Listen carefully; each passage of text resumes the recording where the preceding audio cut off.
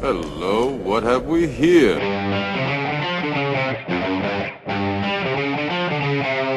You're wrong. Damn! What the hell was that? Game over, man. Game over. You're wrong. You finished? Well, I didn't think you had it in you. I'm your huckleberry. Greetings, ladies and gentlemen, friends and fiends, and welcome to this crazy little thing we call the Week in Geek. Yes, that's right. It's the spin-off from the free-range Idiocy that you never knew you needed, but here it is anyways. This is where we go through all the various detritus and debris and bits of random geekery from the interwebs, wrangle it all together into the free-range Idiocy corral, and then proceed to fillet and grill that sumbitch up for you one topic at a time. I am your Uncle Todd, and with me, as always, is the lead editor-in-chief bottle washer of the Week in Geek. I give you the man they call Tim. If you ever take a trip down to Cobb County, Georgia, you better read the signs, respect the law and order. You'll serve hard times. You'll be serving hard times. Yeah, baby, I always knew I liked that big boss man. I always knew I liked him for some reason. You know, the big boss man will make you walk the line. You better watch out, boy, or you'll be serving hard time. Hard time, baby, hard time. He carries a big stick, a ball, and chain too.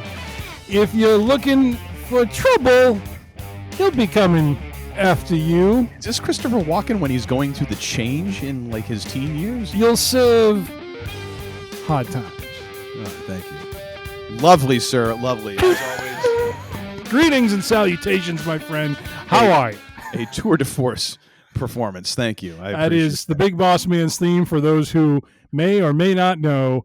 That must have been a Jimmy Hart joint right there, if right? you've ever down, it's a catchy tune, man. Yeah. The crowd would get off their feet. I mean, I remember watching Superstars on a Saturday afternoon. Whenever his music hit, you just saw that wave of people start to rise as he barreled. I mean, and he wasn't Ultimate Warrior fast, but he moved when he came down the aisle. He wasn't, especially as a baby face.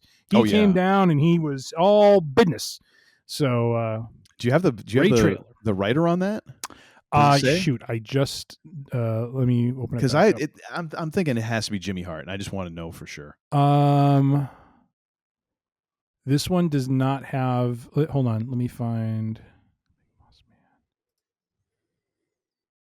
It says producer Gary Miller. That's all it says. Wow. Okay. So doesn't have the right. Let me look at one more. The Nameless Corporation, the monolithic music department. No, it says Jimmy Hart. Jimmy Hart. I found one that said by Jimmy Hart, J.J. McGuire, lyrics of Hard Times. Yeah, that makes sense. If you ever take a trip down to Cobb County, Georgia. Yeah, that totally figures. That's so in Jimmy Hart's wheelhouse. Yeah. It's not even funny. Oh, well, very nicely done. Very nicely done. We've got a whole bunch of stuff here to get to. How do we want to start? Actually, we can't start this off with our raw cheers and jeers because we have to actually, this is not usually what we do, folks, but we are going to actually jump in the Wayback Machine and go to last Friday. Down to the Smackdown Hotel. Yes, because there was some doings. There was some doings and some other doings going on in there was doings and there was some doo-doo. And there's some doings and some screwings in a way. Some promo doo-doo going on there. Good Lord. Some flinging. So yeah, let's go back and we got some SmackDown hot takes before we get to Monday Night Raw. So yes. Friday Night SmackDown. You want to lead this because I think you watched this, or did you do like me and watch the? So I watched. Highlights. I just watched highlights. Okay, so me too. We were out Friday night. We were over at our usual place enjoying a meal and some drinks. Really? Yes. So odd for you. So odd for you. And then came home and watched the not season finale, but the show before the finale. I forget what they call that. The pre-finale. I usually just call it second to last show, but hey. There's some word for it. I forget what it is. Penultimate Penultimate yes. episode before the finale. Yes. Of Yellow Jackets, which continues to get more and more. And I got to tell you, between Yellow Jackets and Severance, dude, I watched episode 4 of season 2 of Severance. It is screwed up. Your entire perception of reality right now is so thwacked, Oh which actually my is God, dude! So tough to do these days. You got to check it out. All right, I will see about that. In season 1, there's a disco dance party at one point. Well, I mean, then I'm telling you, dude, or it's like a funk dance party. It's kind of groovy. I'm in. Then I'm it's all in. Very unsettling in an office setting. So I just got to say. But All anyways, yeah. So I watched the highlights as well, just to be clear. And I actually stayed up late to watch the highlights. Like I was up until almost midnight because I wanted to see what like happened in the final segment. And they have like hours delay getting that stuff onto the YouTubes. So I stuck it out for this because you were already on it about how there was things happening. There were doings. So yeah, they were doing. So hey, before I go forward, I need to ask you your critique. How was the Christopher Walken this week? Oh, I told you, Chef's Kiss. It was. Okay. It was lovely. I just want to make sure I'm not degrading as we go week to week. It was very much like a like it's time to change. Time to like. Well, I'm trying to get the how he does that weird inflection thing where he goes a little high. You might have gone a little far on that one, and right, it did really come off as like a Peter Brady sort of like voice changing thing. All right, that's all. But that's my one note. That's my one note for you. Thank you. Well, I'm going to move the order of these around from you could just do that like as you're doing them. You don't actually have to like rearrange it on the. I need to. No one can see this. I need to do it for me. Like we're not screencasting. So the first, yeah, that's true. The let's see. The first one is the debut of Rey Fénix, brother of Penta. This dude, wow. Yeah, and I mean, Penta was very impressive. Ray's even more impressive, like kind of scary impressive. Yeah, he's got some moves and then some, and I got to be honest, it was nice to see him moving that way because Lord knows AEW did all they could to beat the holy hell out of these two when they were the Lucha Brothers and were wrestling these insane hardcore matches against the Young Bucks and whoever else they had to go up against. I mean, Rey Fénix, I think, broke something at one point because he had to go crashing through like a ladder or a table or something insane. Is that the injury that kept him under contract with them for so long? Because they insisted on him playing that out? Yeah, because they made him do something that he probably shouldn't have done, and then he hurt himself, and then it's like, well, we're going to keep your contract going because, you did the thing we told you to do and got hurt. It's just like, guys, this is why you continue to look like you're a Bush League promotion because they are a Bush League promotion. That's why they look like a Bush League promotion. They are a Bush League promotion at this stage. Just the way it is, how I'm going to call it. Yeah. But it's also in how both of these talents debuted in WWE and the way they made them look. I forget the name of Rey Fénix's opponent. Oh gosh. Yeah, he was from NXT. Mm-hmm. He was really good too. I love that one segment where he goes to run off the ropes and he like immediately changes direction as he goes in like a 45, like pivots 45 degrees, goes a different like he was throwing Ray off by the way he was like psyching him out with how he's going to run at him. That was so different. Yeah, and the way they both they must have worked together before or something because they just had some great chemistry in the ring together. Yeah, that or I wonder if that's like someone that Fénix has been working with like at the PC or something like that, and it's just like, all right, well, he's going up to the main roster anyways, so yeah, and they let them go, and then it was insane to see. I thought he was going to basically rip off Samoa Joe and do the Muscle Buster, but just like his brother, he has to throw the Mexicano name in front of it, and he does a modified version of the Muscle Buster called the Mexican Muscle Buster. Hey, so we'll take it if it works. Go with it. Yeah, no, and just like the Mexican Destroyer, it's a very impressive move. So yeah, and I mean they pulled the trick of making Fénix look like $1 million, but they also got that other guy over. Like, it was an even enough match that he still looked good. It was not a squash. Nope. He looked pretty strong in this match. Yeah. And the fact that they kind of were laying into the fact that like, hey, he's new here, mm-hmm.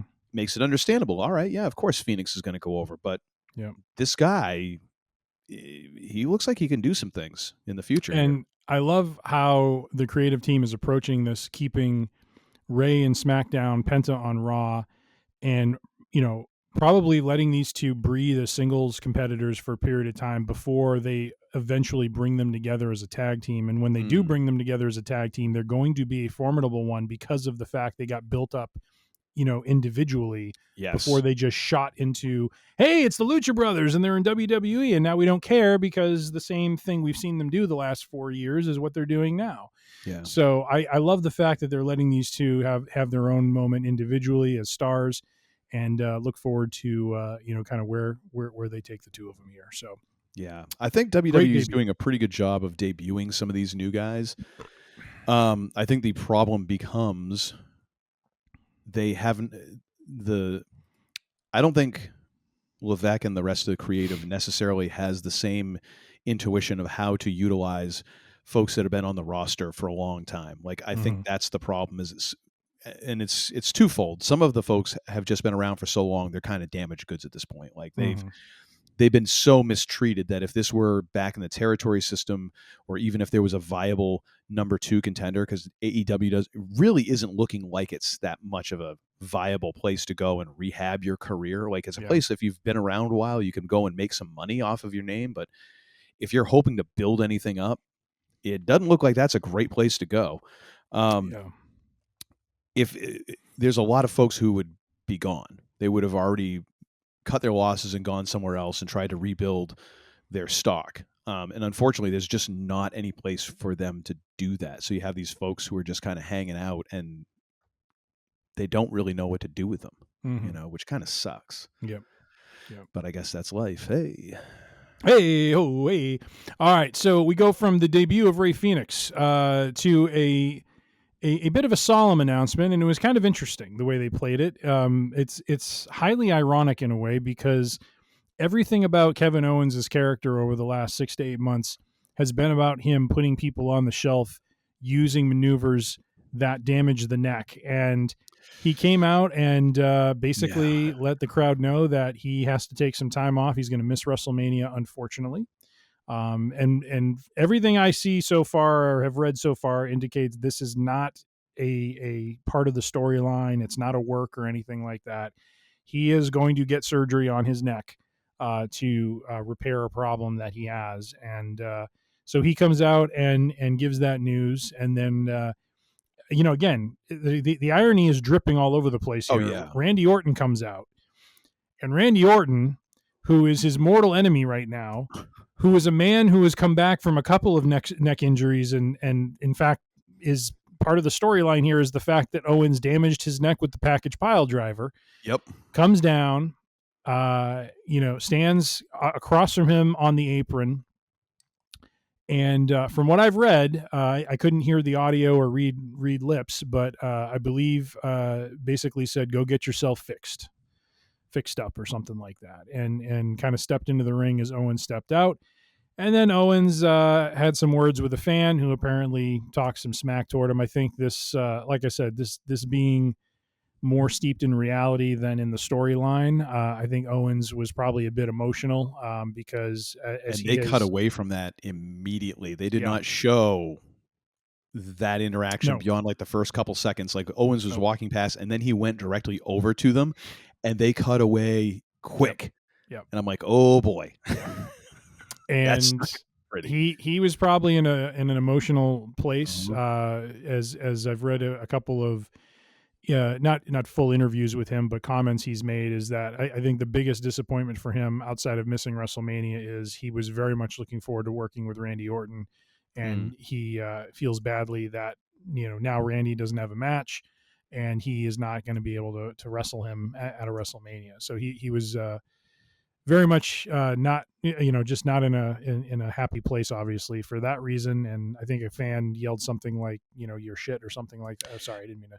No, I think that is swear there, but it was something like that, like "you're still shit" or "you're something like that." And he just went over and had some words, and then started to walk away, turned around, and basically said, "Go F yourself," and then walked off because. I think there's just a lot of disappointment there for him. Well, because it sounds like it's, at least a couple things that I've read, it sounds like it's a fusion surgery. Like it's not a minor thing.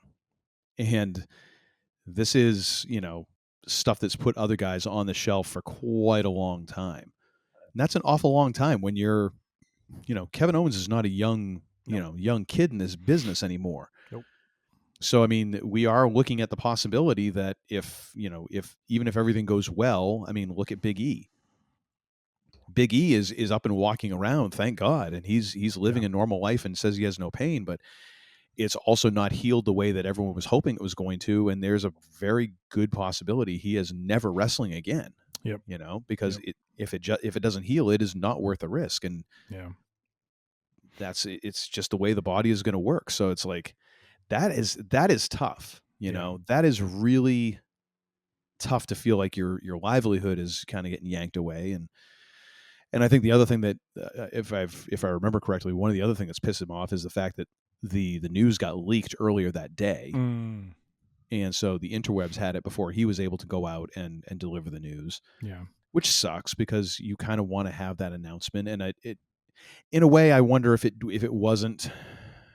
didn't help if some of the folks in the arena knew this was coming, because Kevin Owens is a heel right now. And coming out and doing this, it would really suck if the last time you're in a wrestling ring like this was, you're getting booed, and you're trying to do this thing. So well wishes for him, and hopefully, he heals, and first and foremost, he heals and he's able to live a happy and normal and pain-free life going forward. That is first and foremost. If he's never in a wrestling ring again, but he has all those things, God bless, that is the most important thing. And hopefully he's been smart with his money, and that's not, something he's not going to have to try to do that for the cash. But, yeah, but I mean, hey, at least Randy got to RKO the GM. So, I mean, there's that. I mean, I guess if you're going to send the people home happy, I'll make you famous. Jeez. Maybe Nick Aldis can step in and be Randy's dance partner at WrestleMania. Maybe, I mean, that'd be interesting. You can get in shape in a week and a half, right? That'd be interesting. Maybe a handicap match with him and Wade and him and Adam Pearce. Yeah. GMs versus RKO. Adam Little Vinny Pierce, who, my God, we'll get to him momentarily on Raw, but God, was he channeling Vince McMahon last night or what with his like I'm just holy crap, is Vince in the building? Because that sounded very Vince-like. Holy I think it was a total rib. I think he was doing that for somebody, the benefit of the folks out back. That's my guess. But anyways. God. So yeah, sucked. That was terrible. Moving on to and we go from sucky news to a sucky segment overall. I have not been able to even watch the highlights of this. It's painful. It is absolutely painful. Like, you physically haven't watched it, or you've tried watching it and you're like, I got to turn it off. I've tried watching it and I turn it off after 30 seconds. It's terrible. So here's my first observation. This is, I knew this was not, I had already read that this didn't go well when I was watching it Saturday morning. But the first thing I noticed visually, there is almost, other than just their just different body shape, there is absolutely nothing different in the presentation of Charlotte and Tiffany right now. Like, they are two blonde, overly polished women who, like when I look at them, I'm like, they're not twins, but I'm just like, there's nothing distinct about you two. You two are basically almost like the same looking character. You know what I mean? And Charlotte, in my mind, I don't know how you feel about this. At this stage, I think they need to cut Charlotte and let her go somewhere else. She has no worth in WWE right now. And what I mean by that is, I think people are tired of her. I think there is fatigue with this queen character where she's staying tied to the family name and this and that and the other thing. And I think she needs to cut out on her own and carve out, in some ways, in the same way that Cody kind of went off on his own and carved out his own character, and then came back and had a more meaningful story and a more deep story to go with him. Yeah. Charlotte came back and I was expecting something different. I read on Cage Side Seats and I had read on other wrestling websites that they had something different planned for her character. Everything is exactly the same about her. Yes. As it was before. Like, there's no change. And so without evolution and without change, there's a lack of interest. And I don't feel the juice, coming from her as far as interest in this championship match. If anything, I look at this like, yeah, if I'm Tiffany, I'm probably pretty pissed because they're probably just going to give her the belt because this is supposed to be her big return and, what she's supposed to accomplish because she won the Royal Rumble. and there's no story to her. There's no reason to cheer for her. No one wants to cheer for her. No, and you can tell from the reaction of the crowd. And I gotta She's be not honest, getting she's not getting great heel heat. She is literally she's getting go home heat. Yes. Yeah, and that's bad. Yeah, and I agree with you. Like, I was hoping that they were going to go with the best way they could have approached Charlotte. And you don't need to change everything. The best way they could have approached Charlotte is to lean into kind of like turning her into like an uber heel. And when I say that, I mean somebody who they somehow managed to put above and beyond everyone else. This is where, if they could have tied her to The Rock somehow. Okay. And actually utilized that final boss, like some of that. They need to give her a mouthpiece. Like, she needs to stop talking. Yeah. Well, and she just needs to be a killer. Like, that's what she, like, that would be different. Well, the problem is there's no such thing as great managers anymore. Paul Heyman is it. There are no real managers anymore. The thing you needed for Charlotte is to be able to pick and choose her shots, and to hate her because she can just do whatever she wants, and for her not to have to talk. Yes, a manager would help enormously, but it would help a lot of other people too. But they don't have any, which they haven't developed any. Yeah, and that's what really kind of sucks with Samantha Irving, is that she apparently that's one thing that she wanted to do, and it's like. If only. Then again, maybe she wasn't very good. I don't know. I never saw her as anything other than a ring announcer. So who knows? It's the backup quarterback thing. Like, who's everyone's favorite quarterback in town? When the starter is not good, the backup quarterback might have never thrown a pass, but everyone loves him because of the potential. Yeah, no, her mic work is, for someone who's been in this business, who's been at this level for a decade now. It's abysmal. There's nothing there that is compelling about her. What shocked me the most was how rattled she looked, or the way she reacted when the crowd overly booed her. Yeah. That exposed more than anything else. And believe me, I hate crapping on any of these superstars, because I don't know or have experienced a tenth of what they have to get to the level that they're at. So I want to acknowledge that, but I also want to acknowledge too, like, if I were to take her and Becky Lynch, I think Becky Lynch adapts to that. I think Charlotte, she's rattled. Like, she doesn't seem to understand how to play into that. If they're doing that, have, I hate to say it this way, have fun and work with it. Okay, they hate me so much, I'm just going to, rather than letting them, dictate how I'm going to talk, just keep talking, just keep doing your thing. Yeah. But the problem is, no one wants to listen to her. Everyone is worn out on her. It's the same shtick. And everyone's just like, yeah, we get it. You're going to just beat Tiffany because your last name's Flair, basically. Yeah. And you try to put someone in the ring with them to be a facilitator, but that doesn't do anything, because then you have a neutral person there, and it doesn't help either of them, really. No. Yeah. So then the odd thing about this is, so when I was again staying up until like midnight to catch the final segment highlight, they had both the highlight version of this segment and the full segment on YouTube. By Saturday morning, apparently that full version was gone. Now there's only the edited highlight edition that is taking out some of the other moments that happened during this segment, because both ladies went off script. Apparently, the rumor is, or the inclination is, to say that Charlotte went first and Tiffy responded, and that then at the end of the segment, Tiffy rolls out of the ring as a way to try and defuse the situation and to avoid any further conflict. Yeah. Which makes sense, because, I mean, I'm sure that even she understands in this situation, yeah, I've got the belt, but if I go too far here, like, I'm dealing with Charlotte Flair. So do you want to run down what was said and the poo-poo of what happened? I mean, the long and the short of it is, so here's what I don't quite follow, is what Charlotte went off script with something. I don't know specifically what it was. What I know is Tiffany's response was to reference the fact that she is now thrice divorced. Yeah. 0-3 in marriage. Yeah, so she brings up this interview that she was on earlier last week, where she shared a bit about, the struggles, and that's the part I don't understand. Like, shame on the creative if the entire point of her coming back was to be the baby face and for Tiffany to be the heel, because they want to show this comeback story for Charlotte. Mm-hmm. Because they did an absolutely horrific job of telling it. Oh, like, yeah, no. she comes out like the queen, like nothing's wrong. And it's like, how am I supposed to feel any sympathy or empathy for this person? She's the same. I know I'm repeating myself. Same character. So Well, she goes to the problem is, well. Oh, good.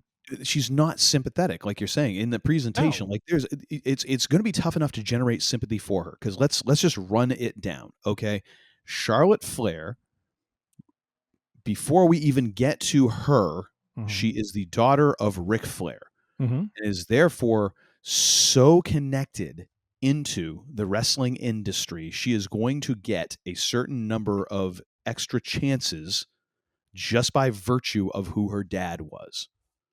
Yes. It's just the way it is. Just the way it is, because there's money to be made.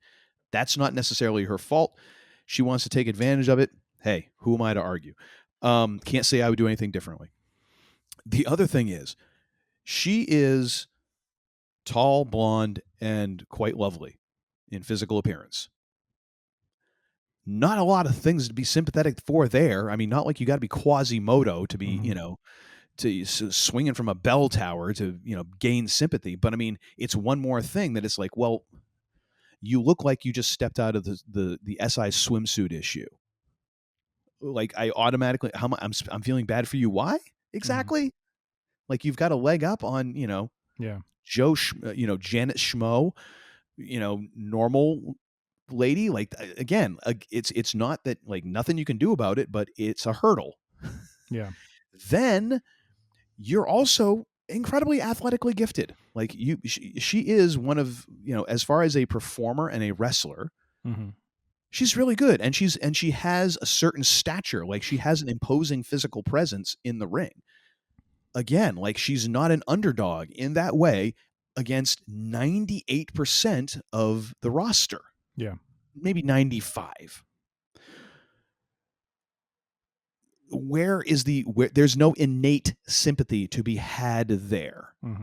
And then you present her as this cocky, self-assured person. Like, well, now how the hell am I supposed to feel bad for her? You're going to play her marriages off. You're going to play this off. Like, you got to give me something here. It's not just that. It's the overproduced, super polished look that she has. Like, have her come out as herself, and I'm not trying to say we have to do the same thing and equate, one event for another. But what made Becky Lynch the man was when she got her nose broken in a match by Nia Jax and continued to fight and had this look of the bloody kind of pugilist for a woman. And people started to attach themselves to her in the way that people attach themselves to, like, Mick Foley, where they saw underdog, they saw fighter, they saw that Rocky sort of character in Becky Lynch.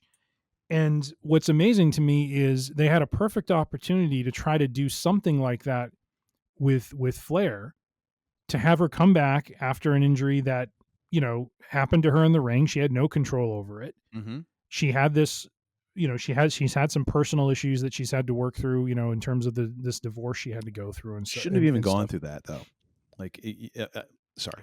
No, I'm just saying, like, I think you can build a story off of that. Like, to have someone who feels they've lost everything to try to start through what the one thing they feel they're good at, to start rebuilding some part of, like I think you can build a very sympathetic babyface hero kind of story by stripping someone down to the nuts and bolts of, this is just me, and I know what I'm good at, but I need to prove to myself in the ring once again that I can be as great as I once was, irregardless of all the losses I've racked up over the last year and a half. Mm-hmm. Like, just me saying that right now, I would already be more invested in Charlotte Flair that way. I'm in. I think You know the what I worst mean? Like, the worst thing they did was have her not win made the Royal up, Rumble. not all made up the way she is. Like, I mean, let her be herself. You know what I mean? Like, I'm not saying it's bad that, you know. Well, but I would say, like, the made up thing can be her. Like, I mean, hey, she wants to portray herself as like being all put together and all that, and Instagram. But it takes ready. away from the relatable relatability of. I totally of get her. it.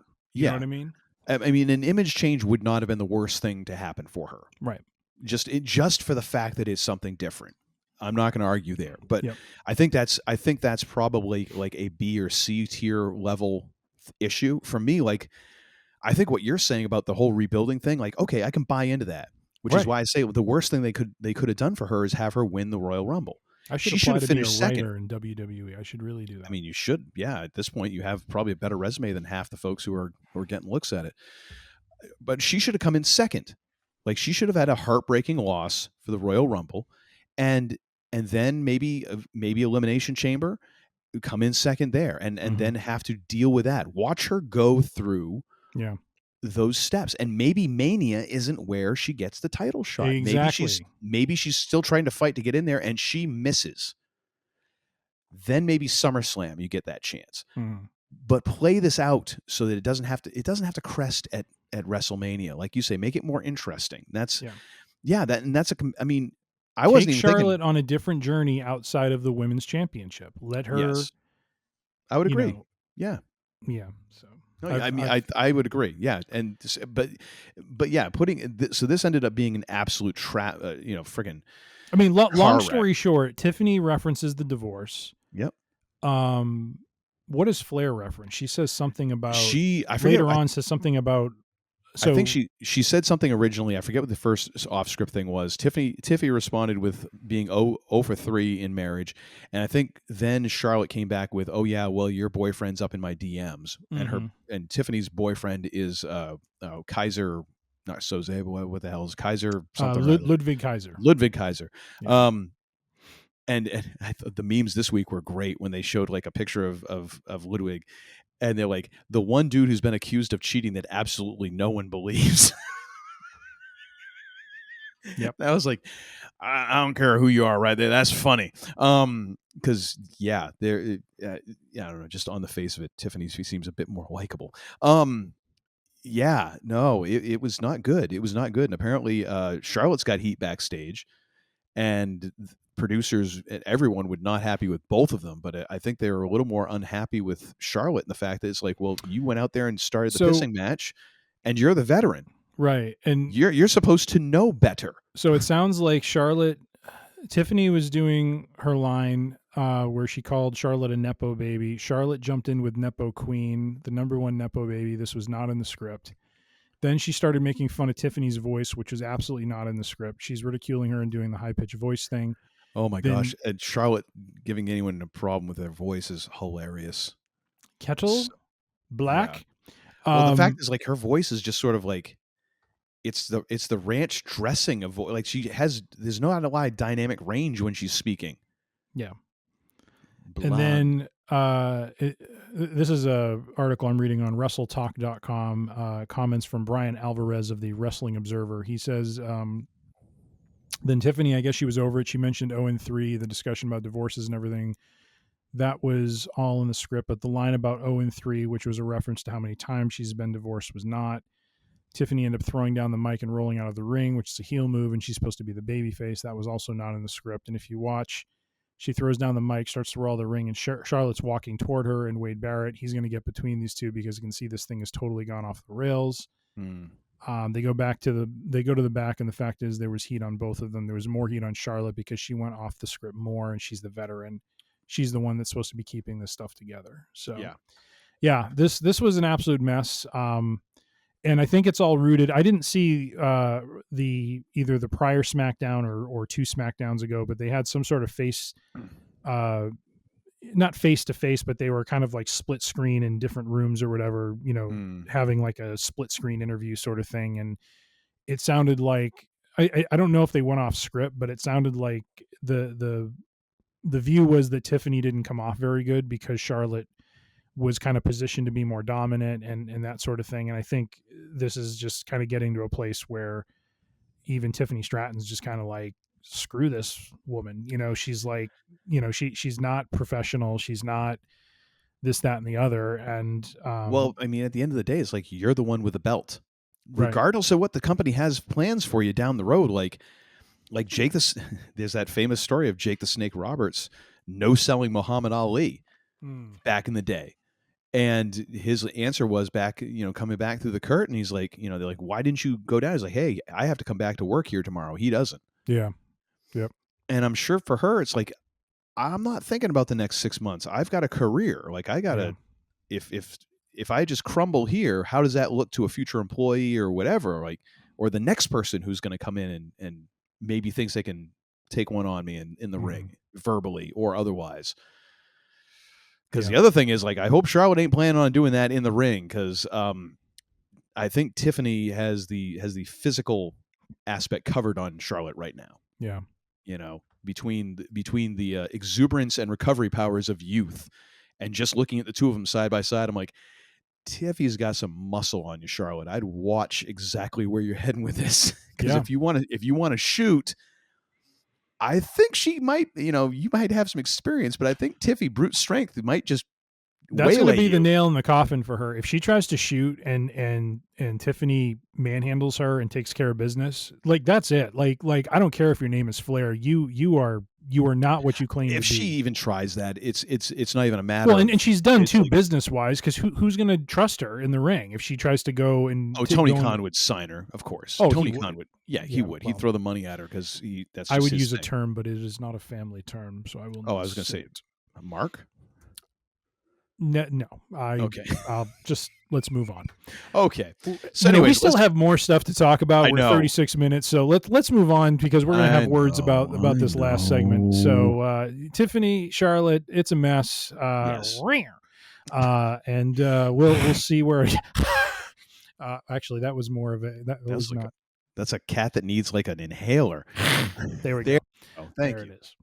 I was doing the old curly, sort of. Okay. I got you. That was that was not the intended. I meant to do the hiss, not the curly, but I did the curly. Sometimes you overshoot. A booyaka.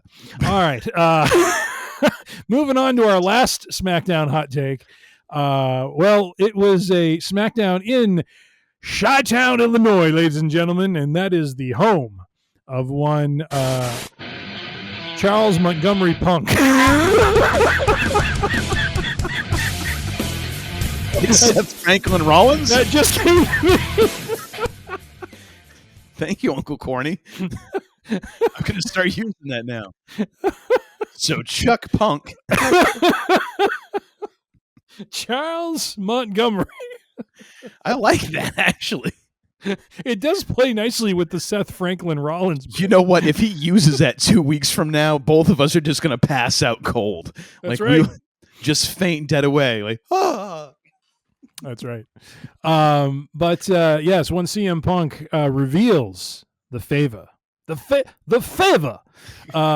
has been requested of one Paul the Wise Man Heyman.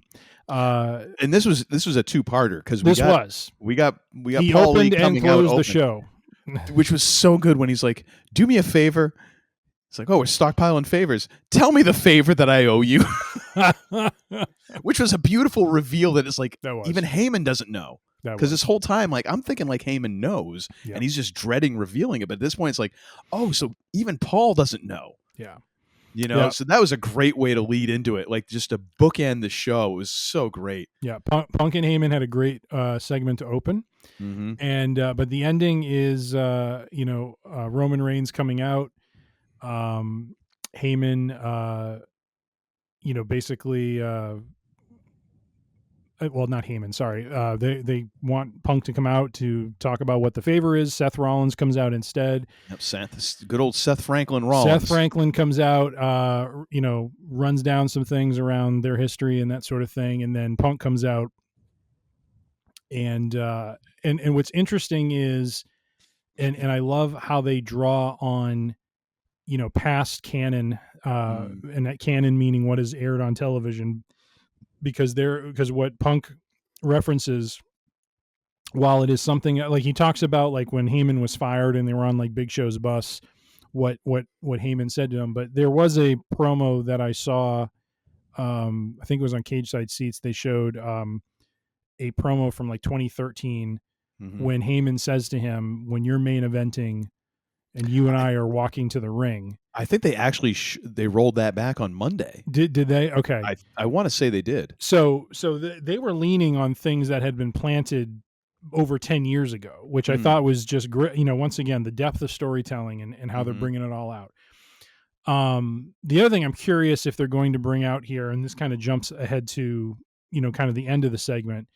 And I think I sent you this article, is how poetic that it seems like they're going to deliver on essentially a prediction that Cody Rhodes made 2 years ago. Not a prediction he made before the WrestleMania he won. This was 39 where he lost.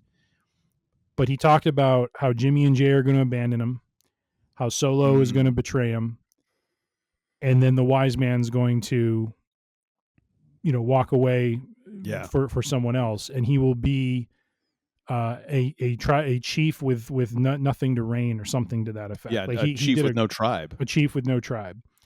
And that's where Roman's is finding himself right now. So the favor that Punk reveals is that he wants Paul Heyman to walk the aisle with him at the main event and be in his corner and not in Roman Reigns' corner. Roman Reigns laughs at this. He thinks, this is my wise man. He's never going to abandon me. And Paul Heyman, in again, as only the way the man can act. I mean, Emmy worthy, starts crying. Just like looks like he had spent 4 weeks with Solo Sikoa, and in all in a span of 10 minutes. Yes, eyes are red, and he's just looking at him with these sullen eyes. What was Roman? He's like, you better wipe that up. And yeah, tell he's him, like, no, clean yourself up. And he's like, let him down easy. And he's like, no, my tribal chief. And then I got to tell you, Punk, both for Punk, and I got to give Roman credit on this too. That GTS, Roman made that look like he got shot. Oh yeah, he sold that like a champ. Crumpled. And looked phenomenal. And then I love how Punk goes from dropping him, and he immediately pivots 45 degrees, and he's like, there you are, staring down Seth Rollins, and Rollins is like, I'm out of here. Who's been laughing through the whole segment. He's just been kind of like there to watch. Like, I just wanted to make sure I was here to watch the poop hit the fan.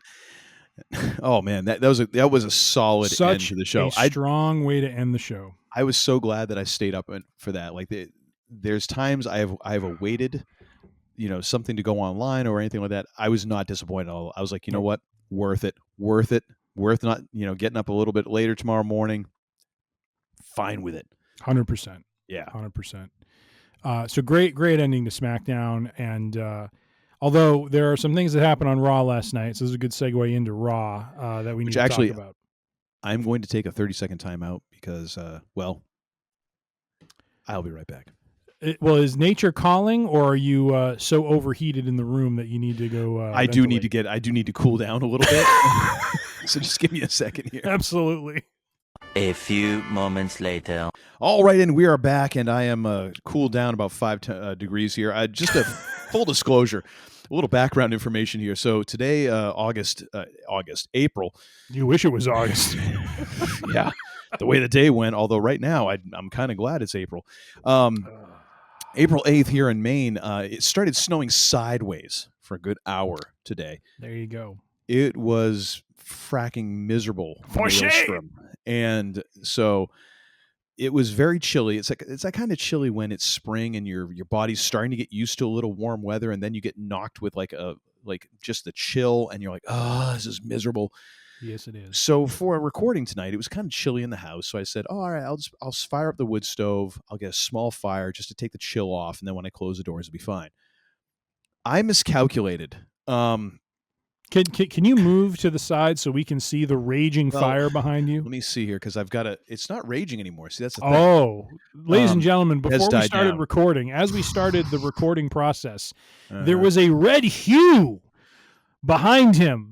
Looks like the center of the sun was burning. Hell was coming with me, as Wyatt Earp said. We'll get to that. so I miscalculated in the amount of wood that I put in the wood stove, because once you get a wood stove going, there ain't no turning it down. You just got to wait that sucker out. So I've got my window open over here to Ain't kind no of get party like a wood stove party, because a wood stove party smoke you out. it's a good 12 degrees difference between this room and the rest of my place. It's insane. Little crotch pot cooking. Yes, indeed. Got the Nile River run down the crack of my ass right now. Just to let you know. Angel Falls, ladies and gentlemen. I teed it up and he just ran with it. All right. Actually, more like Niagara Falls. Slowly Niagara Falls. All right. So anyways, where were we? Oh, we're moving on to the Raw Cheers. Oh, he remembered the music. Raw Cheers and Jeers, ladies and gentlemen. Netflix, Monday Night Raw.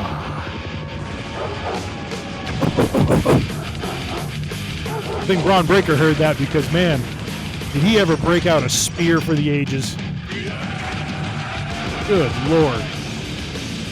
0 to 20 miles an hour. Constant loop when I'm at the gym. I'd set up PR every single day.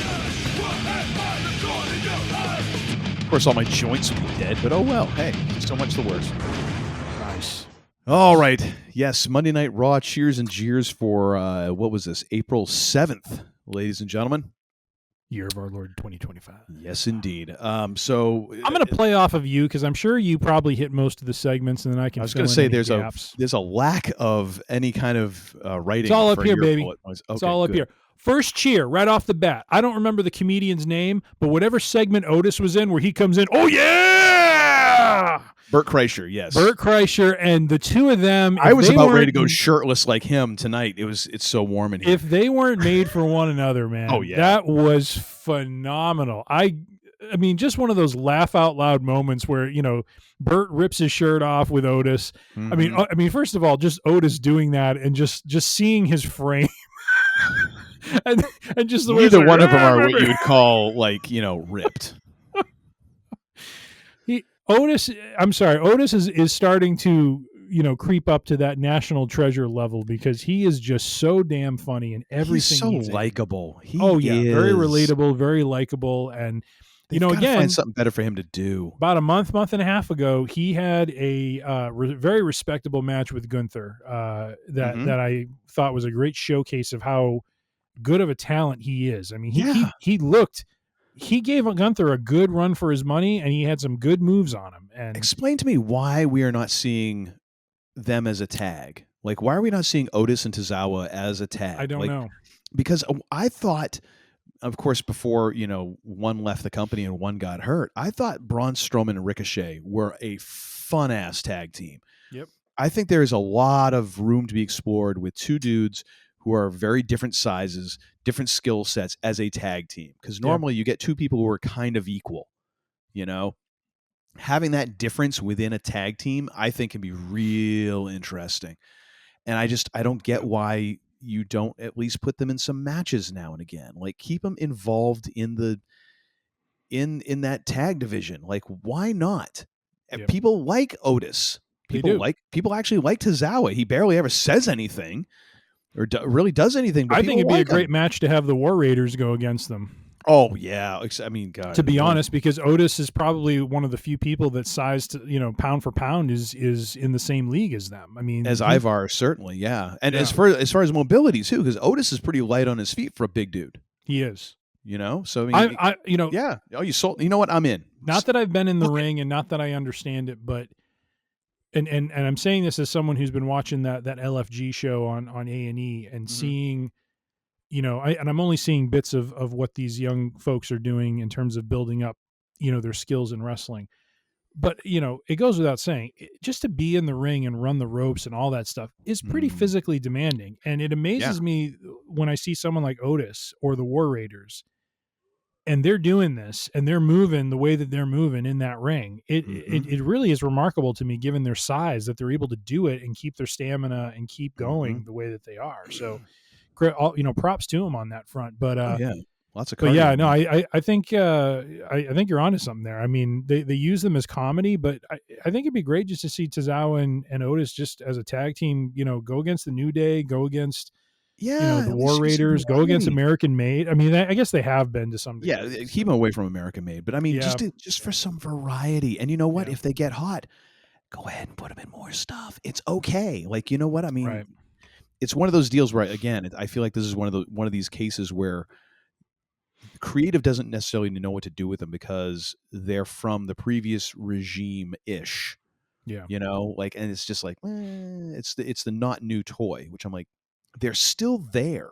Yeah. And people like them.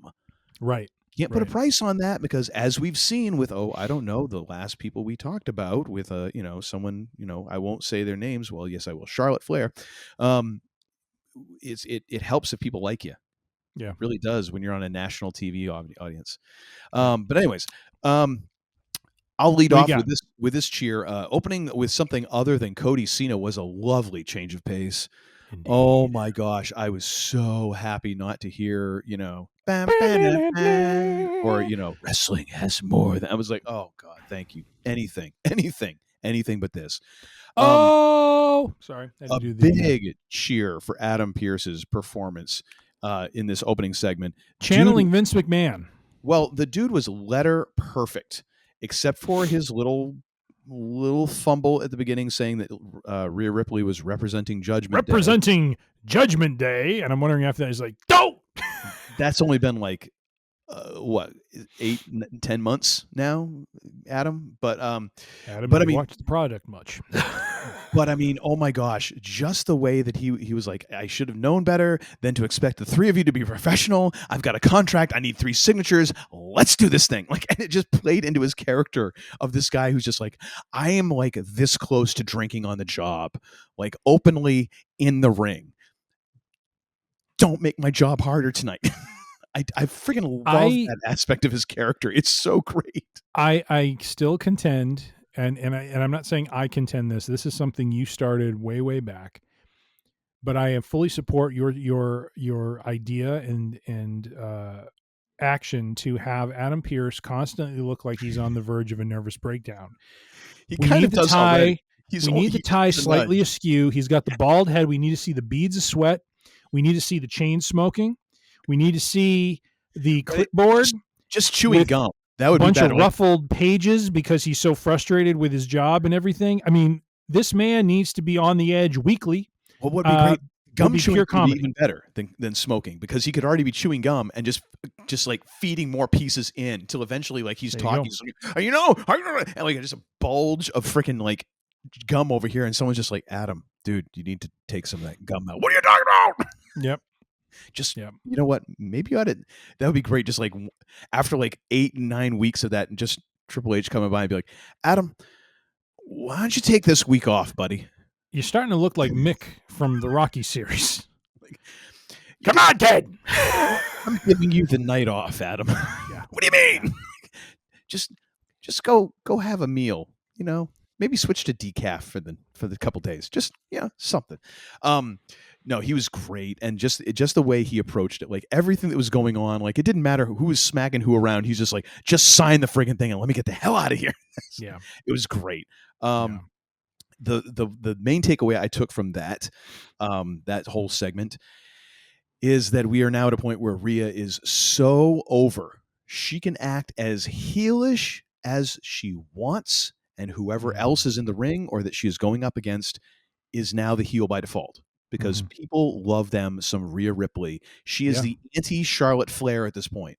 People love her so much. She can push Io Sky out of the way. She can do this. She can do that. She can act like a fool.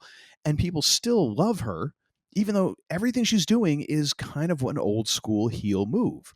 Mm-hmm. She has so much charisma and people are so invested in her character that it's just like now, I mean, as soon as Bianca came out all in black, I was like,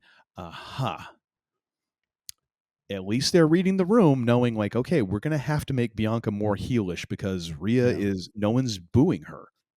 No one's going to boo her, So, kudos to that. That was interesting. Can I just say though that Io Sky, I feel like in any other setting, some of her body language could be construed as being overly corny or maybe a little overacting. But I got to be honest, there is an element of Io Sky is just quirky. Yes. Her entrance music is quirky. She is the way she comes to the ring is quirky. And then the way she behaves and the story they're telling where it's basically like Rhea and Bianca are acting like Io's not even there and the title is theirs. Yes. And the way she just kind of solemnly walked out of the ring like, yeah, I got nothing. And then she does that missile drop kick where I got to be honest, that was the way they timed that. I thought Rhea like racked herself on Bianca's shoulder or something because her head goes like full bore into Bianca. There's nothing she can do other than just brace and just take the shot, And that's tough. It's tough to tell the difference because Rhea's really good at selling. Yeah, really good. She is. And when Io hits her and they both go down like two bowling pins and she holds up the belt, throws it over her shoulder, and she's like, the champ, bitches. You know what I mean? Like seriously, that's what I took away from that segment was her asserting the fact that I'm the champion and don't you two dare underestimate me. Because that's she's exactly over what as well. What's that? That's a crazy thing. Like Rhea is the most over. Yeah. I think Io is actually second. I think Bianca is the third place in this one. People have connected with Io. Like I think Io's quirkiness and that I don't want to say just her fighting spirit, but the fact she does a lot of like high risk aerial sort of stuff, I think has got people tied into her now. It's kind of like Jeff they Hardy like, effect. like they love what she does, and she brings that, to take a phrase to coin a phrase from Robin Williams, she goes a little full tilt bozo. Yes. You know what I mean? So and there is I think that makes her relatable. Yeah. No, I think that's a really good way to put it. Maybe not the full tilt bozo thing, but I mean the rest. But like her body language was so overpronounced that I was watching her and I'm like, that looks a little cheesy, but at the same time I'm like, okay, I get it. She's like pissed off for her. because right. Yeah. And so I think part of that too is like she knows that her command of English is not the greatest. Her accent is going to be a bit of a barrier, but so the rest of the quirkiness plays it adds a little bit of the flavor that you might miss because she's not, English is not her first language. Well, that and I think it works. She's a great example of what I've heard Edge, what I've heard Undertaker and others talk about with what they do in the ring is they have to overact to tell a story to the folks in the 300 section who don't hear everything that's going on in the ring. Like they have to see, they have to see the frustration because they can't hear the frustration. They got to see it. And that's where I think Io is probably one of the best emoters that I've seen of a lot of wrestlers, and the way her body language tells so much about what her character is feeling because she does it so well. Asuka is another one who does a phenomenal job of that. And I think that's a big reason why Asuka has always connected with the fans, because they can read her body language and what she's doing and how she is and that sort of thing. So yeah, I just feel like this has been great for Io Sky. I always felt she was kind of like a bit player when they were doing Damage Control, but now she's like at the forefront and in some ways I feel like even has almost exceeded Bayley in some ways, I mean, I would say, and just definitely in this. I mean, not a talker, but I mean, just in the ring and the way that she uses her body language to tell what her character is feeling. I think she does a phenomenal job. Yeah, no, I would agree. Yeah, totally. First jeer of the night, unfortunately, goes to Lyra Valkyria. And not, this is a nit to pick, but I think it is one thing that I've noticed over enough matches that it's worth pointing out. It's the anti-Dusty Rhodes face. Man, the time that she takes to set up her moves it just takes you out of the flow of the match, and it becomes so obvious like that this is a setup. You know what I mean? I thought the latter half of the match, I agree. I think the first half wasn't great. I like the latter half. Yeah. I think they got into a flow, but I think there was a lot less moves that needed that extended setup. And I don't know if that's just because of what she's trying to pull off or just because of how she works as a performer. I don't know what it is. I don't know enough. I've never trained or anything like that. So I don't have the knowledge there, but I just know that as a fan, as a viewer, it takes me out. And it's one of those things where it's like it needs to be less deliberate, obvious, and slow. Because if you can telegraph what's happening, granted, that can work to your effect a lot of the time in some cases, like that people see what you're going to do, but it can't just be for an average transitional move that you're doing in the middle of the match. Like that, that's not the place to do it. And it's not because she was working with an opponent who doesn't know how to work. I mean, she is working with one of the most, if not the most decorated female wrestler that is currently plying their trade in the business these days. Mm-hmm. So if you're gonna have difficulty, it's not because your opponent is not qualified. So maybe they were just trying to be too ambitious with some of the things they were doing. I don't know, but it just felt like it took a little too long for some of those things to get going. And I think that's part of the reason why that first half of the match kind of felt a little janky. Mm-hmm. And then it really smoothed out and we got something kind of cool towards the end. Of course, I am going to give a jeer for the dumbass logic at the end of the Bayley Lyra match. I get that Michael Cole was trying to sell this for all it's worth. I'm sorry. You have someone locked into a submission move, and then you ditch that submission move to then pound on them and then give them a chance to get the quick roll up at the end, and then say, oh, well, she could tell that she wasn't going to submit. She wasn't going to tap. Like, that's the whole point of a submission move, is that you're in it for a long time and then eventually you just give up. Like that is the entire reason for a submission move. It is pain, discomfort, and time. If it's not painful enough that they're tapping yet, more time. Mm-hmm. Sorry, like even in professional wrestling, in ring, kayfabe logic, that's how it works.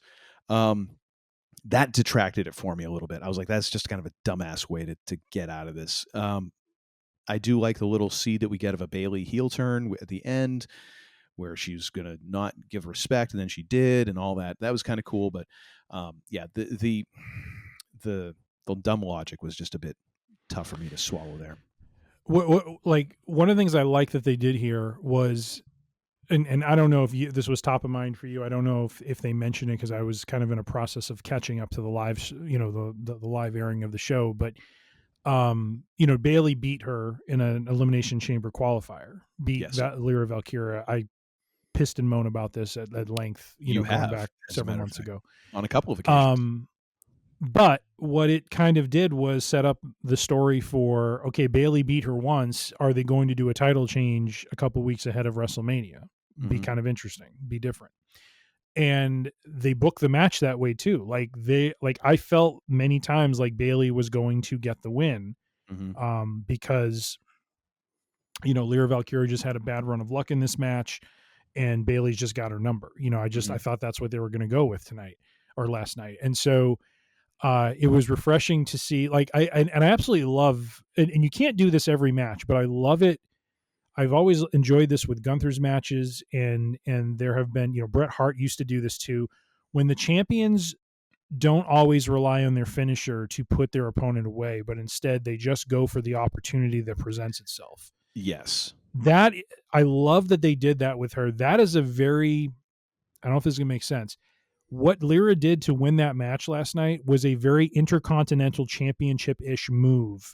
Yes. Where she took advantage of a situation, not in a heelish way, but mm-hmm. because of who she is as a technician in the ring, saw an opportunity to roll her opponent up mm-hmm. with a pinfall that she could not get out of, and won the match after she was in basically a Boston Crab, where in a almost like a Walls of Jericho scenario. I think Cole was using that term. They were talking about a lion tamer, which I think is tamer, which is essentially a slight variation. Right. I know there's a difference, but it's one of those deals where it's like, it's such a small difference. It's just like you wanted to call it something else. That to me did more to elevate Lyra in my eyes as an Intercontinental Champion. Yes. The way she fought back in that match and won. Mm-hmm. That, I think, is what creative was trying to go for there. I think, because the other matches I've seen her in where she's defended, like against Ivy Nile, and there was like one other one where she defended, never felt like she was fighting from behind. there was like nothing to the match. But with this one with Bayley, where Bayley is the veteran, and it's like, okay, Bayley's beaten her before.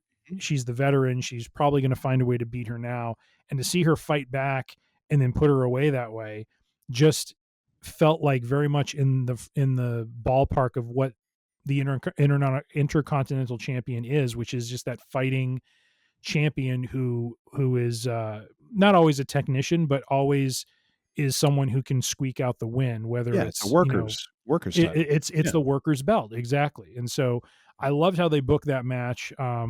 That was something that just stuck in my brain, was just like, wow, that did a lot to elevate. I felt Valkyria just in the way they booked that match. I would agree with that. I would agree. I just wish there was a different way that they could have bridged between Bayley having her in the submission move and then going to that. Like, I'm not opposed to like telling that story at all.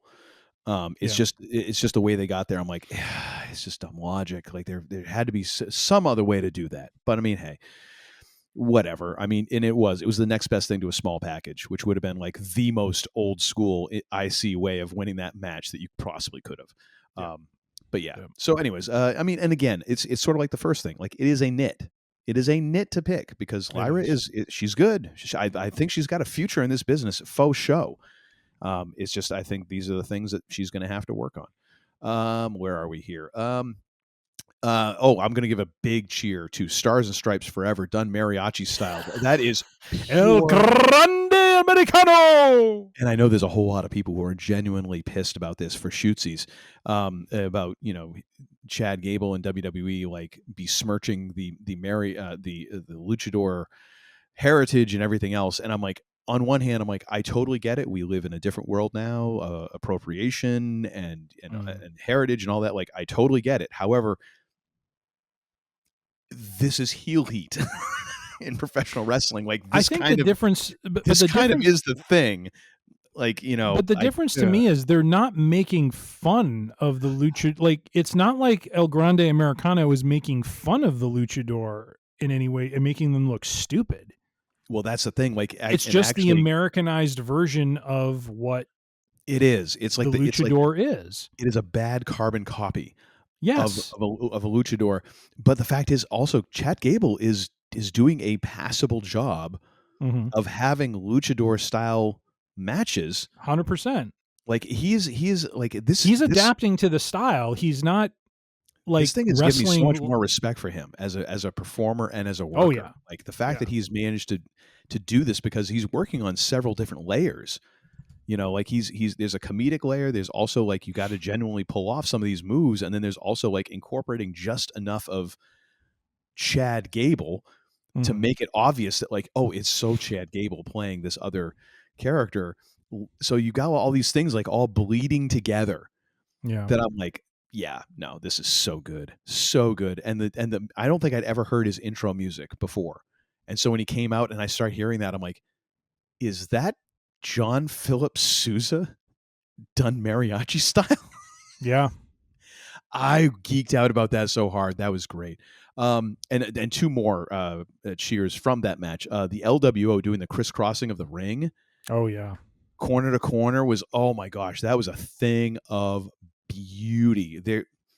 They've got to find a way to make the LWO, that faction, somewhat more meaningful, because we've got to get more of Dragon Lee, phenomenal, but I mean the other two guys, I can't remember their names right now. They're great. I mean, because he didn't have Rey Mysterio involved in this at all, except for like being the guy outside, and the match was fracking great. And then using the Creeds as stairs to jump to the outside was great. How they were both like at different levels, so it was literally boink, boink, boink. And not just that, but when I saw the replay, that I think it's Julius springboarded up. Like as soon as he stepped on Julius's back, he pushed himself. Like it was kind of cool to see like the help he gave him. Which made Cruz del Toro is like. He is like great. Mr. Insanity when he hits the air. I mean, he is just so damn good through the air. Those guys it's are incredible. Nuts. Yep. So many great moments in that match, and that thing, the springboard with the whatever his face, one of the Creeds, gave me a little bit more respect for him as a performer, because I'm like, oh, he does seem to kind of know what he's doing. Because before this, I'm just like, these guys just don't do nothing for me. They're just freaking big old hosses, and like, yeah, some things, but like, I saw that and I'm like, all right, that's a little thing. I mean, it didn't help him that much, but it was a little like, Yeah. here, let me do a little something. I'm like, that's kind of a cool thing that like you notice on a second viewing or whatever. Right. That was cool. Let's see here. Let's go for another cheer here. Big cheer here for Jay showing some range in his promo that was sorely needed. Oh my dear God. Thank you that we got this finally. Because if they hadn't followed up last week's bloodletting from Jimmy, I don't know. I don't know if this match doesn't open night one, jerks the curtain. Either that or actually it ends up in the dreaded number 2 spot on night one, because you're just trying to get this thing out of the way. Jay did some really good things here. I'm going to pair this though with a jeer. That in spite of the good promo, I felt like Jay Gunter, they left some money on the table in terms of drama and the promo itself. Jay, Really? I thought Jay was great coming down. He did not yeet. He took his time. Yep. I feel like he took a little too much time. It did take a little too much time to get to the ring. I felt like he could have been deliberate, but it still felt like it was milking a little bit. I feel like a direct walk, a direct slow walk is fine, but I felt like it just took a little too long. Again, slight nit. The way that he approached the promo and tried to tell the crowd, like, this ain't the time that I'm trying to do that rhythmic yeet stuff. Right. And actually calmed them down and kept his voice very level and very calm and was not getting elevated and everything. I was like, oh, so we're not doing like the standard Uso promo. Okay, you have my attention. I thought that was great. I think it would have been more powerful had he never really elevated. If maybe he got more intense, but he didn't allow himself to get more emotional throughout the promo, if that makes sense. If he had gotten and almost hit the exact same notes, like if he had gotten to the end of that promo and he's just talking like this and he's just staring at Gunter and he's just talking, he's just going very slow and deliberate and he's not allowing himself to get emotional, because all the emotion, he's saving it. And gets to that point where it was like, I'm going to lay my head down the night before WrestleMania and I'm going to pray. I'm going to pray for me, but I'm going to pray for you more, because I'm praying for the person who I'm going to be. You're going to be the person who has to deal with them. Mic drop, walk off. Where they left money on the table was Gunter should have kept being the smiling, smarmy, just shit-eating grin heel throughout the entire thing. Maybe act a little confused. I disagree. Well, hear me out. Maybe act a little confused when Jay starts talking about mamas and stuff and be like, okay, whatever. And then when Jay gets into that, I'm going to pray for me, I'm going to pray for you. And that's when Gunter cracks and you start seeing him. And when he delivers a line and Gunter finally understands what he has unleashed, that's when Gunter's face drops. That's when it finally hits him that, oh, I might have overshot the mark here. I might have unleashed something that I wish I didn't have to deal with. That's the only way. I feel like otherwise, like, this was so well needed. So needed. Such a great promo, because it's been a tough thing trying to sell this when you have two guys, one of whom is slightly better than the other on the mic, and neither one of them are fantastic. And it's really tough when the guy who's better on the mic is the heel and the guy who's the babyface really trying to sell this is not that great on the mic. So this was needed so badly for a angle that has not gone anywhere. But I feel like if they had done those couple things, man, now you have some real tension, because then you can actually, like, but again, nits. I feel like the second one with Gunter is a little bit bigger, but I feel like they left money on the table, but it's not like in the millions, if that makes sense. Your thoughts? So my disagreement on this is I actually think this played out exactly the way it needed to. I Okay. think Jay asking him about his mom and asking about his family, I think would have thrown anyone off in terms of where are you going with this? You know, what are you talking about? Like Yeah. I've just decimated your brother. I've made you look like a fool. What are we talking about here? Mm-hmm. And I think this showed Gunther in a way that, similar to what I talked about with Io Sky. Like Gunther didn't say a word, Mm-hmm. but everything with Gunther was all in his body language and the way he acted. Yes. And it was actually in some ways laughable to me when throughout what Jay was saying, at certain points he would put his arms out, come on, like almost trying to reason with him. It's like, you're the guy who like destroyed his brother last week. What can you possibly say to explain what you did in any way that's going to make him understand, Yeah. Mm-hmm. And so I thought that was really kind of an interesting touch to do that and to have him react the way that he did. And I the way I watched that segment was I felt it was a realization of Gunther that he, like, his face went from I'm in control, I've got this thing locked up, Jay is a mess, Mm-hmm. I'm going to dominate him. And when we get to, even the middle part of the promo, when his face goes more serious, he has a face that basically is like, I done effed up at this point. I have crossed a line Mm-hmm. that I did not intend to cross. And now I've made my situation actually worse than what it was before. Like I Yes. actually was in a better place before I did this. And Mm-hmm. I've now made this guy into more of a killer than he originally was before. Mm-hmm. Oh crap. Yeah. Now the one thing that I felt was left on the table that I think would have been great. And maybe it makes sense that this didn't happen because knowing Gunther, he may respond. But in my head canon, the way I'm thinking about this is that he is in such utter shock by what he's seeing out of or hearing from Jay that when he finishes the promo and drops the mic, all I want for Jay to do is give him a strong slap across the face as the warning shot. Like this is, says what he says, drops the mic, bam, right across the face, and just walks out of the ring like nothing else. And Gunther's just like stunned at that point because this is the guy that just took his brother and bloodied him and really massacred him in a way right in front of him while he was zip tied to the ropes and couldn't do anything. Mm-hmm.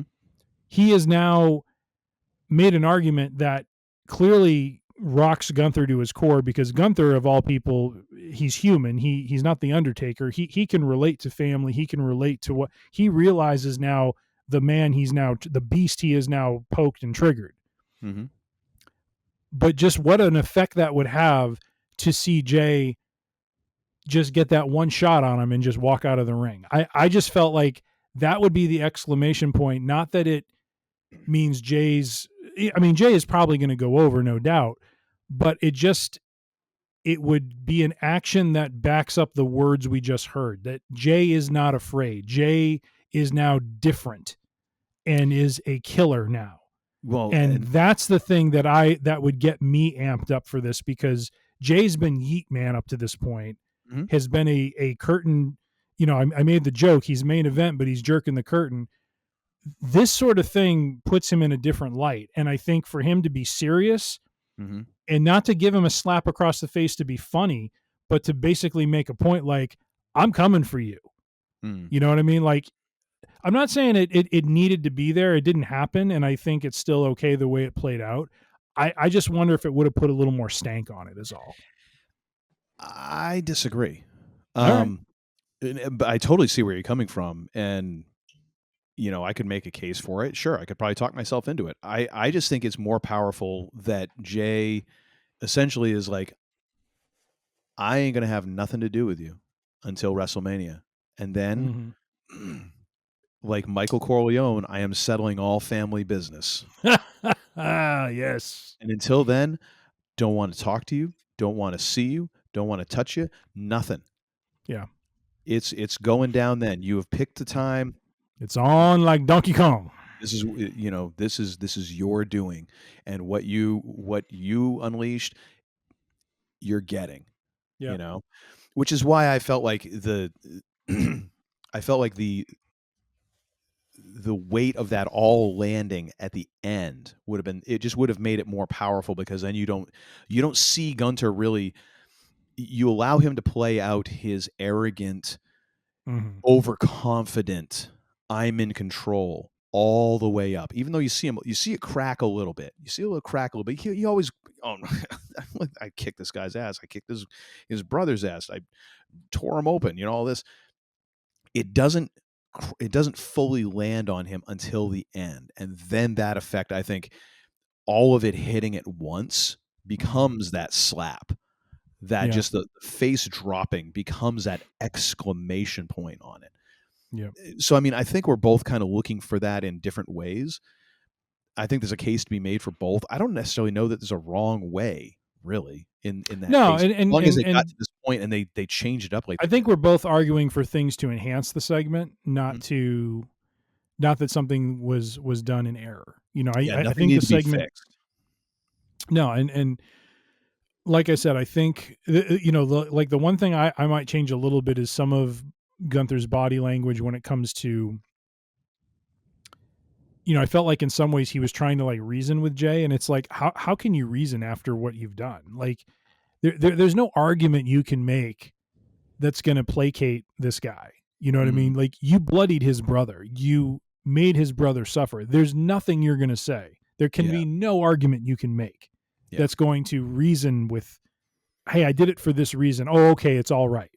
You know what I mean? Like, that's just, and that's the only critique I would have, is just part of his body language was a little too much like, hey, here's the reason I did. It's like, no, Gunther, there's no reason. You were in the wrong.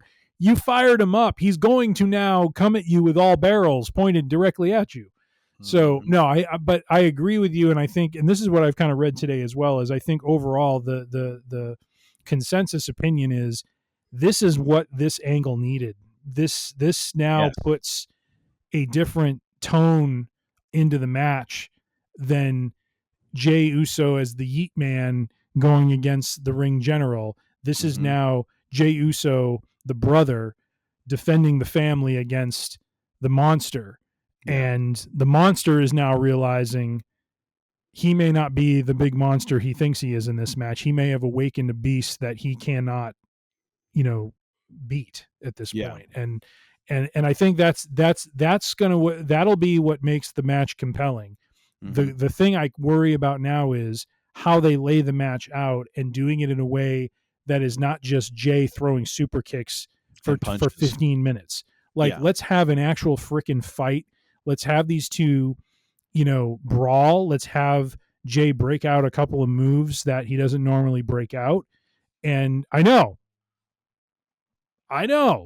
but you know what I mean? Like, I think they can have a really compelling match now, because we got like a story with some stank on it, that is going to make it sing. So, this has me excited. This has me excited. I'm going to go with my jeer first, and then finish up with a cheer. A jeer overall production for the show was off. Starting right off with when EO. They had a lot of misses last night. Yeah, a lot of misses. Like, even Cole, there was one segment he was trying to cut to, and they weren't ready for it. And he's like, "Well, I guess we're not ready." I mean, it felt like there was a bunch of stuff off last night. So I'm with you on that. Well, the thing is, everybody has bad nights. Like, let's not pretend all of us have had 100%, success at work or wherever in our lives. But yeah, it seemed like there was a lot of things that all hit at once. And then McAfee, for whatever reason, he was just pissing me off last night, and not like in a heel way. Like, he was just, it was annoying. And then there was that other dude, the Kill Tony dude, who I'm like, this guy just needs to go away. He is a douche supreme. Go away, Heat, all day, trying to turn like a match into a roast. And I'm like, the one thing I am I am so disappointed in WWE is doing business with this clown, Tony Hinchcliffe. Like, I don't even understand why they're even doing this. Because it's just it's views, it's clicks, and and also his shows on Netflix. So now that's the same reason that Bert Kreischer was on, because he has a special on Netflix. The same reason why they're showing people in the front row, because they've got shows on Netflix. So I mean, that is the one thing that you're gonna, by signing up with a network like Netflix, which is producing their own, content and relies on people, tuning into that. There's no network. It's like they're going to take advantage of that. And that's part of the deal. So I get it in that way, but it's like, it was just, yeah. Anyways, let's I could have done without it. No doubt. No doubt. Can I go with a hit of mine? Loved the Penta Dom match. Loved Braun Breaker finding yet another way to launch into a spear where he literally flips himself over. That spear in the aisle on Carlito. I mean, my God, if Carlito is walking next week, I don't think he's selling that move enough. You know what I mean? Like it looked like he just dropped him into tomorrow and then next week after that. So love that match. I liked how they gave Dom, some time to shine and to have, well, it's been forever since, we don't get to see him in matches very often. No, we don't. And so I thought it was great to show him on offense a lot. Penta, made a great comeback, and I thought, it was the right person to go over. Just love that match. Love that they're now going to have a 4-way Intercontinental match. I think that's going to be really, really interesting with those 4 players. Kind of hoping Penta comes out with the singles title. I think that'd be kind of cool for him to have a run with the belt for a period of time, especially, if they're going to move in a direction at some point with him and Ray tagging. So would love to see that. And quite honestly, with Braun Breaker, I would love to see them getting him involved in some more meatier stuff. I mean, I just don't, he's feuded with Ludwig, Sheamus put him over, to kind of establish him. Like, let's get him. I don't want to rush him to it, but I mean, it feels like he's someone who should be getting kind of in the world title picture at some point. He's a killer. Yeah. He's an absolute killer. And so get him with some of the top guys and get the seasoning and get him going. So the other thing is you need to start showing a little bit more. He has to be a little bit better, more than one note. You got to find some way to give him, some extra. Well, I feel Sheamus did that though. I mean, they he showed some vulnerability against Sheamus because he was brawling with someone who like Braun was brawling with someone who's like a veteran of his style. You know what I mean? Yes. And I don't necessarily mean in the ring. I mean, just in terms of like personality, character work, there's that aspect of him was like, okay, yeah, the unpredictable badass, like that's cool, but there's got to be something else there. You know what I mean? Yeah. But no, I would agree. I think that's, it's a good way to go. My final cheer is a solid final segment with Rollins playing both the angel and the devil on Paul Heyman's shoulders, where Heyman really did not say a whole lot in this segment, which is pretty incredible when you're dealing with a talker like Paul Heyman. Yeah. And Rollins, surprisingly, was not annoying the ever-loving piss out of me, which is normally what he does when he's doing his stuff. He did for the first minute and a half he was out there, because I don't need to hear Monday Night Rollins and the whole evolutionary, visionary, blah, blah, blah, blah, blah, blah, blah, blah, blah. Like, okay, yeah. Can we just get to the thing, Franklin? Can we get there? Because you're just pissing me off now. I thought that was a really interesting way to go. And then of course Punk coming out and now, because he did not deliver the stomp on Heyman, he now owes him a favor. I heard that's my only jeers. I think that's unnecessary. It doesn't add anything to the story in my mind. I kind of think it does, because I was watching a bit on Instagram from Bubba Ray on the Busted Open podcast, and his point was like, okay, yeah, if Heyman goes back to Roman, status quo, same old. If he goes with Punk after this, like, okay, kind of same old. Like, we've seen that before and it works, just like we've seen it before with Roman and it works. It's like, who's the one person here who could benefit from Heyman and would be something you didn't see?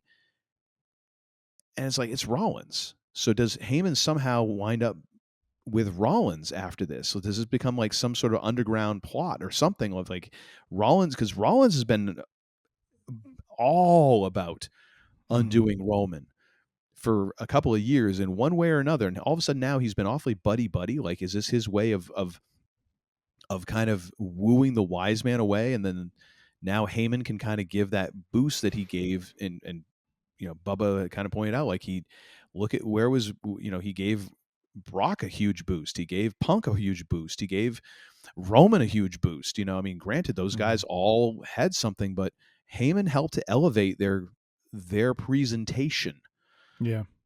And his point was like, Rollins is probably about where Roman was back then. Like, is this the thing that kind of pushes him up to that point? It's like, okay, you talked me into it, Bubba. Viable deal. It is a little bit lame, but in the same way, I look at, like, if this is chapter 5 out of a 20 chapter book, the ending could be pretty cool. I get it. The value of Heyman with Punk is really him being in his corner to start the match. Well, he's trying to just mess the with Roman's head. The story that hasn't been told is Paul Heyman as advisor to Seth Rollins. Mm-hmm. And so I do understand that to a degree, but it feels, I don't know, it just feels odd to me, because it's definitely. like, it's the only, well, it feels odd to me in the sense that there's only one path that hasn't been told yet. Mm-hmm. And so we're going to go that path. You know what I mean? It's not like, whereas, I mean, it feels like we did see a period of time when Heyman was with Punk, but that was like over 10 years ago. And so I was kind of thinking about the idea of Punk is in this interesting position where he can do one of two things. He can help Roman vanquish Rollins for what Rollins had done to him, which was the original sin, if you will, which is the betrayal of the Shield. Mm-hmm. Punk can also help Rollins destroy Reigns. And then, of course, you have Rollins and Reigns could mend fences and dispense of Punk, which is Rollins' main concern right now, right? Rollins does not want Punk to be, the cancer in WWE. Mm-hmm. And so, going into this match when it was just, Heyman with Punk, it just feels to me kind of, yes, Rollins was the odd man out, but it feels like we're now shoehorning in a reason for Heyman to be with Rollins, which feels kind of weird. Yeah, but at the same time, whereas you have the history of the wise man, you have the history of the advisor to Punk, that has been established and feels like something that's natural. Rollins is, I mean, I get what you're saying about Heyman helping to elevate him, but Rollins elevated himself through this character he is right now. Like, Seth freaking Rollins is a big deal because Seth made it a big deal. It wasn't on the back of Heyman. It wasn't on the back of anyone. Mm-hmm. It was on the back of him becoming this outlandish character that dresses outlandishly and acts outlandishly. Exactly. But how do you turn up his volume's already up at 11. Yeah. Or his volume's already at 10. Let's just put it that way. But what does Heyman bring to the game for him? Other than being the heel manager that helps him win or something like that. Like, I don't understand it. What does he really bring to Roman Reigns? What did he really bring to CM Punk? He's the wise man. He's but before you saw him with Roman Reigns, because he has reinvented, like he's essentially kind of playing a similar character as when he was the advocate for Brock Lesnar, as the advisor to CM Punk, the wise man. It's kind of the same character, but different. I wonder what that shift will be, what the slight tweak to Paul Heyman will be with Seth Rollins. Because again, like, you've already got someone whose character volume is at 10. How do you get him to 11? Well, there's not much more you're going to do in the way that he dresses or in the way that he speaks, because Seth Rollins is already, I think I'm on record as him saying, like, if there was a way to animate a can of Mountain Dew Code Red, that's Seth Rollins. Yeah. And the way he dresses, again, totally fits that. How do you turn that character up? How do you get more out of that character? I don't know that it's through Paul Heyman. I don't either, but at the same time, it is intriguing, because what would that Paul Heyman look like when you have to like walk out and say he's carrying the, oh, look at you with a liquid death. He's there carrying the belt with Rollins, and Rollins is doing all of his stuff. Like, what does Paul Heyman do? Does Paul Heyman all of a sudden not come out in a suit? Like, I mean, What I'm does just he come saying. out in? I don't know. Maybe he's got like a sequin jumpsuit. He comes out naked. Dear God, no. I don't need to see that. It's enough to see Otis. Wide angle lens. But I'm My just eyes. where's the bleach? But I don't know. I thought it was a little lame as I saw it, but then at the same time I was intrigued. And then thinking more about it today, I'm like, yeah, this creates some interesting possibilities down the road, because then you are Punk and Roman now odd bedfellows, and we all know how much Triple H loves to create a lot of different possibilities for main event angles. Like, that is the one that honestly creates the most possibilities. And there I'll end it. I hear you, and I see you. Well, that's good. We've got 2 out of the 5 sentences. I won't say that I agree with you. But do you smell what I'm cooking?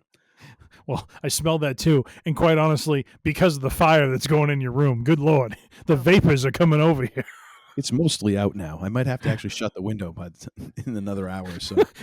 We're going to go from it's the heat of hell to I'm now freezing. I got icicles falling off my eyes. Welcome to Maine. But anyway, so those are our thoughts on Monday Night Raw. Or do you have much like Vito Corleone? I'm going to forego the articles that I have arranged. But let us talk about one last thing. Yes, this is worthy. And this hits close to home because of our fondness and affection for one particular Western that came out in the 1990s called Tombstone. I'm your huckleberry. We have lost a giant. Yeah. And I don't say that mockingly. I say that sincerely. That we have lost a giant, because I honestly believe that Val Kilmer's portrayal of Doc Holliday was probably one of his finest roles.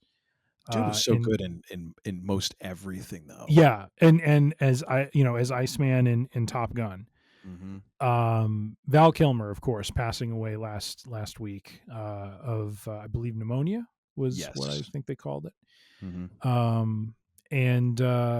Just for us, we did an entire episode on Tombstone. It is really just a not that we're students of Westerns, but it is a movie that we both have a fondness for because of just the quality of it, the acting in it, the story behind it, and just the way the actors infused each of these characters, the Earps and Doc Holliday and the Cowboys. Just all of it is just so well done. But Val Kilmer as Doc Holliday just stands out as just the cream of the crop. Oh yeah, owns every scene he's in, even if he only has 2 lines. Owns it 110%. And I can't tell you how many quotations and lines just from his character the two of us always seem to throw at each other, either through text or what's that? Because if we weren't friends, I don't think I could bear it. Wyatt, you're an oak. Why? No, Johnny, I'm look... What does he say to Johnny Ringo when he shows up at the duel? He's like, Johnny, you look like why Johnny Ringo? It looks like somebody just walked over your grave. There it is. Oh my God. Or better yet, he's down by the river walking on water. Yes. Say when. So great. And then the thing is, like, he's tooling on Wyatt. He's tooling on him, and then someone's like, why are you even here? Wyatt Earp is my friend. Well, he's like, I got lots of friends. I don't. And in that moment, like it tells you everything about this character. Like this is a dude Yes. who he knows he's dying. Like Yes. tuberculosis is a death sentence. He's just playing out the string, and that's part of the reason why he's so willing to go into all these situations. Because I'm going to die anyways. At least if I get shot, I'm done. And one line I had to use on Uncle plan. Todd. One line I had to use on Uncle Todd last week when he informed me that he will potentially not be around WrestleMania weekend to be watching with me. Is when Wyatt Earp tells Doc Holliday, "Doc, you don't need to involve yourself in this fight." And he's like, "That's a hell of a thing for you to say to me." Oh my God. And the indignance in that moment. The venom in the eyes, you know? And Wyatt immediately knows, like, oh, I messed He's up. like, oh, I done effed up. All right, fine. And then to make it up for him, he's like, give him the shotgun.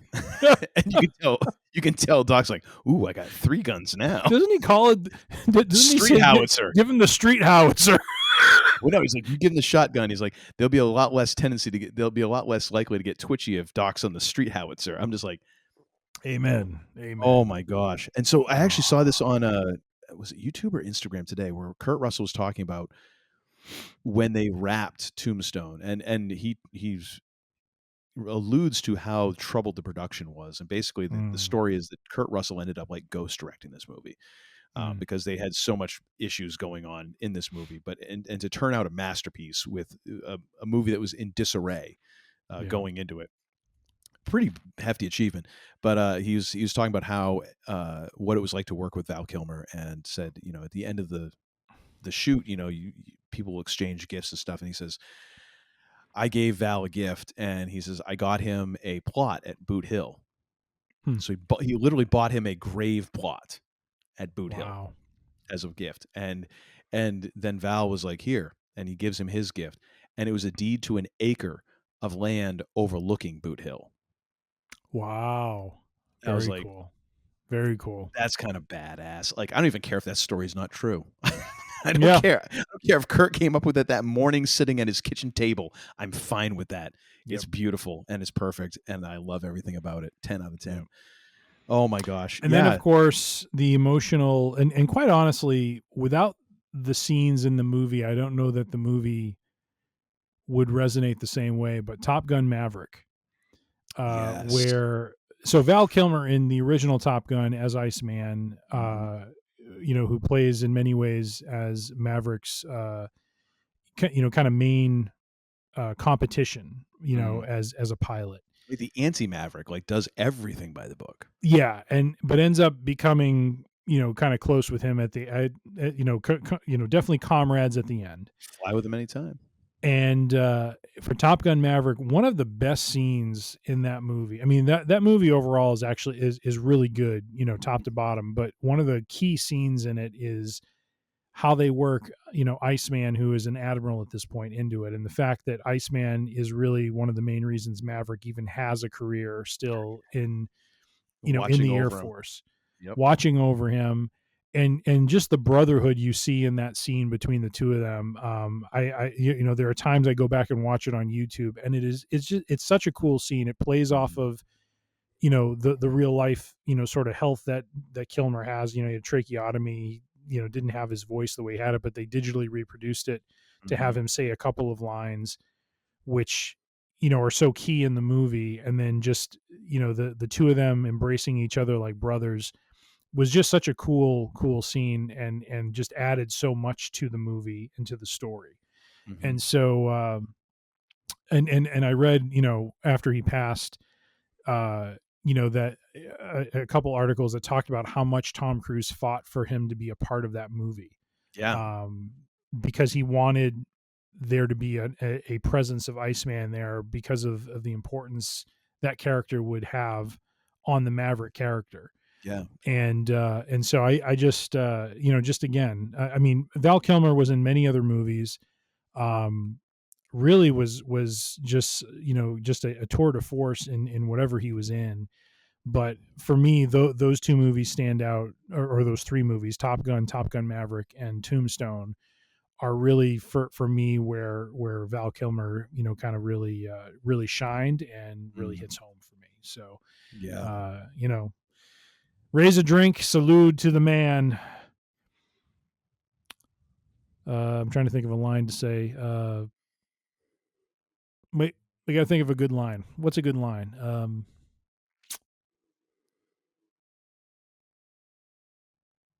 I don't know. I'm I'm your struggling. huckleberry. There. Let's just go with that. There we go. There we have it. To Val Kilmer and to Doc Holliday.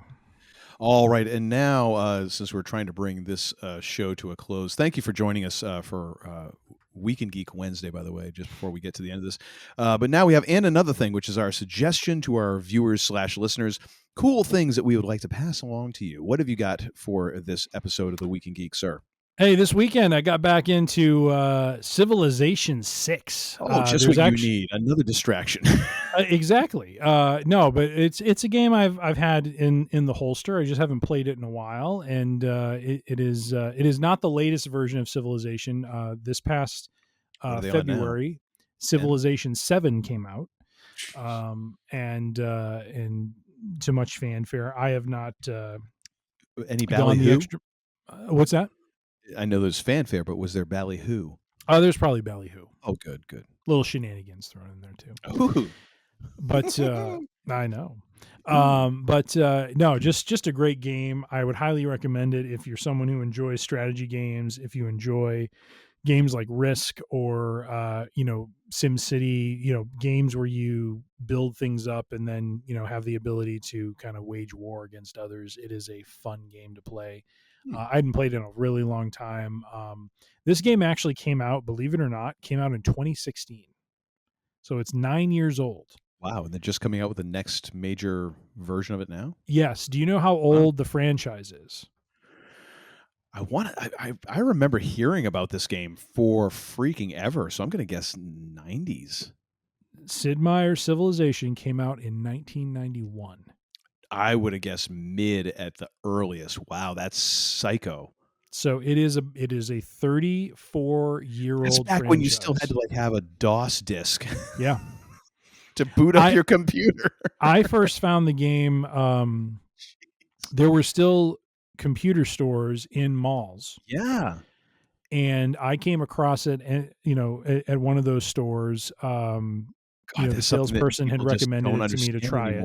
But it was Civilization 2. Mm-hmm. And Civilization 2 is widely regarded as one of the stronger versions of the game. I got to warn you, though, if you play this game, make sure you have a clock posted somewhere that you can see very readily, because this game has an ability to accelerate time. And you may start playing at 8 p.m. and you will not believe it's 2 a.m. when it's 2 a.m.